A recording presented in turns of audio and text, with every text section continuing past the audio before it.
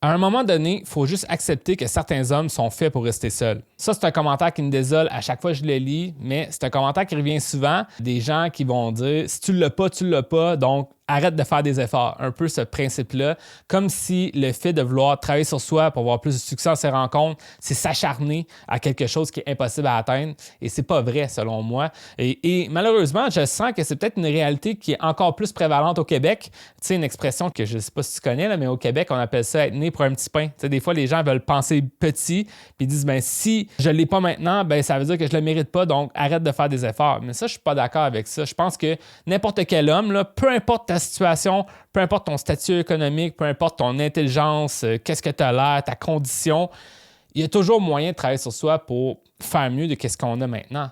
Parce qu'au final, là, les interactions sociales, interactions romantiques, amoureuses, c'est quelque chose qui se développe à travers vraiment comment toi tu vois le monde, puis à travers comment toi tu es capable de connecter avec les autres.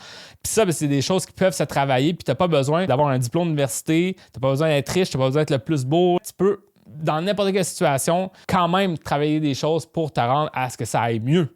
Donc, c'est vraiment ça le plus important. Donc, quand une personne dit, bien, il y a des gens qui sont voués à rester seuls, je ne suis pas vraiment d'accord. Puis quelque chose que je peux rajouter sur ça, c'est que je ne suis pas en train de dire que tu dois absolument finir dans une relation en couple, par exemple. Tu pourrais au moins avoir des belles relations avec ta famille, avec les proches, avec tes amis, avec les gens au travail. Puis peut-être que aussi, tu pourrais avoir un aspect de ta vie qui est romantique. Peut-être même que c'est un aspect romantique qui n'est pas amoureux, qui est juste romantique. Peut-être, je ne sais pas. Mais je veux juste te dire que de dire qu'on est voué à rester seul, je ne crois pas. En tant qu'être humain, on est des êtres très sociaux.